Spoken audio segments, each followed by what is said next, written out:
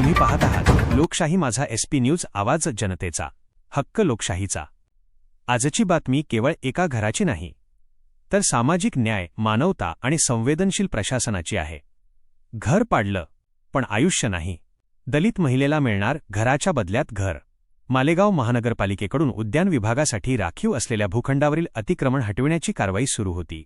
या कारवाईदरम्यान टिपरे कॉलनीतील एका दलित महिलेचे घर पाडण्याची प्रक्रिया सुरू झाली। ही महिला तब्बल 30 वर्षांपासून त्या ठिकाणी वास्तव्यास होती। तिच्याकडे राहण्यासाठी दुसरे कोणतेही घर नव्हते। एका क्षणात तिच्या डोक्यावरचे छप्पर जाणार होते। आणि पुढे काय, हा प्रश्न तिच्यासमोर उभा होता। याचवेळी वंचित बहुजन युवा आघाडीचे जिल्हाध्यक्ष शशिकांत पवार यांनी घटनास्थळी धाव घेतली।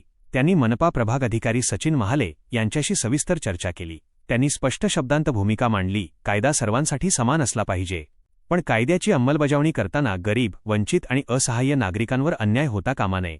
घर पाडायचे असेल तर आधी पर्यायी घर द्या। या भूमिकेनंतर प्रशासन आणि वंचित बहुजन युवा आघाडी यांच्यात सकारात्मक चर्चा झाली। या बैठकीला संदीप महिरे, दीपक उशिरे, प्रफुल्ल म्हसदे आणि नितीश हिरे उपस्थित होते। चर्चेनंतर मालेगाव महानगरपालिकेने महत्त्वपूर्ण निर्णय घेतला। संबंधित दलित महिलेला घराच्या बदल्यात घर देण्यात येईल अशी प्रशासनाने भूमिका स्पष्ट केली।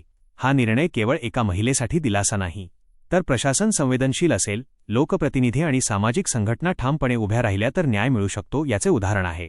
आज एका महिलेचे घर वाचले नाही, पण तिच्या आयुष्याला नवा आधार मिळाला। गरिबांच्या डोक्यावरचे छप्पर काढण्यापूर्वी त्यांच्या डोक्यावर नवे छप्पर देणे हीच खरी लोकशाही।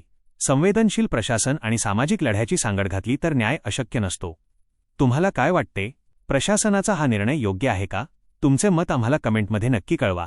व्हिडिओ आवडला असेल तर लाईक करा, जास्तीत जास्त शेअर करा आणि लोकशाही माझा SP न्यूज चॅनलला सबस्क्राईब करा। मी संभाजी पगार घेतो रजा।